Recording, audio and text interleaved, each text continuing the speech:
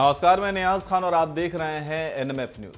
कहते हैं राजनीति में सब कुछ जायज है, अपनी करनी पर पर्दा डालकर मौजूदा सरकार पर सब कुछ थोप देना।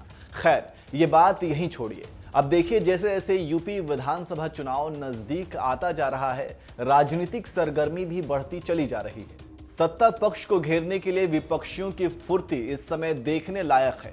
आप देखिए, सपा प्रमुख अखिलेश यादव के जीत का दांव भी सत्ता पक्ष के इर्द गिर्द ही घूम रही है। सत्ता के चाशनी को एक बार फिर चखने के लिए अखिलेश यादव हर राजनीतिक दांव पे चलना शुरू कर दिए हैं और इसी के साथ ये भी बता दिए हैं कि इस बार के विधानसभा चुनाव में क्या कमाल करने वाले हैं। यहां आपको बता दें कि यूपी के पूर्व सीएम अखिलेश यादव ने वर्तमान सरकार को पटखनी देने के लिए राजनीतिक समीकरणों को तैयार कर लिया है। अखिलेश यादव ने बताया कि इस बार के विधानसभा चुनाव में 300 से अधिक सीट सपा के खाते में आने वाली है। इतना ही नहीं, रविवार को जब अखिलेश यादव प्रेस कॉन्फ्रेंस कर रहे थे, तब भी बीजेपी पर निशाना साधने में कोई कमी नहीं छोड़ी थी।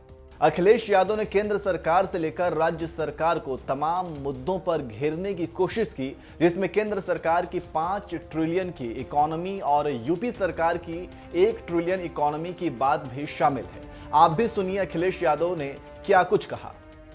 जो सरकार आज सत्ता में है, बहुत भरोसा दिलाया जनता को उन्होंने, और जनता ने भी इतना वोट दिया कि सबसे ज्यादा लोकसभा के सांसद जीत गए, बड़ी संख्या में विधायक जीत गए।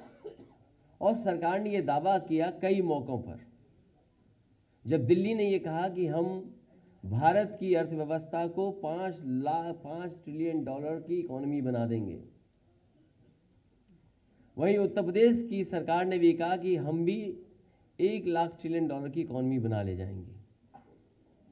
महंगाई को लेकर के ये दावा किया गया था कि सत्ता में आते ही महंगाई को रोकने का और नियंत्रण करने का काम किया जाएगा।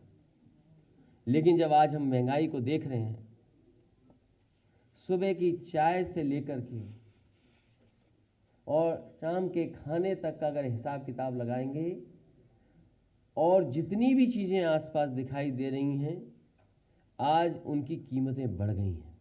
इन्होंने हर वर्ग के लोगों को धोखा दिया है। ये नारों में, विज्ञापन में तो अच्छे लगते हैं, और आपने ठीक कहा, ये नौकरियां केवल प्रचार के लिए हैं। सच्चाई में नौकरी नहीं मिली। न केवल उत्तर प्रदेश ने धोखा दिया यहां के नौजवानों को, बल्कि दिल्ली की सरकार ने भी धोखा दिया।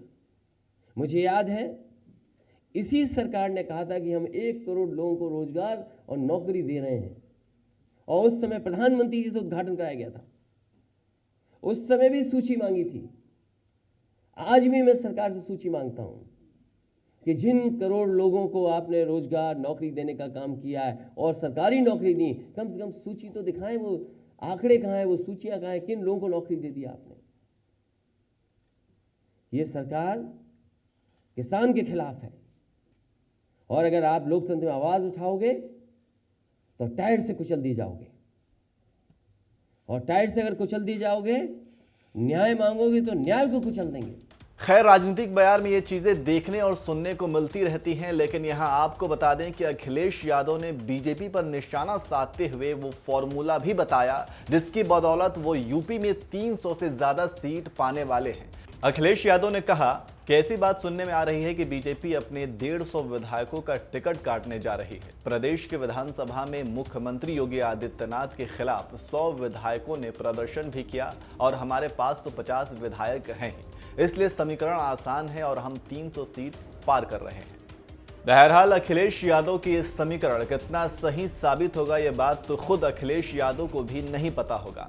विधानसभा चुनाव होने के बाद और उसके परिणाम सामने आने के बाद ही कुछ साफ हो पाएगा। आपकी इस पर क्या राय है, कमेंट करके हमें जरूर बताइएगा।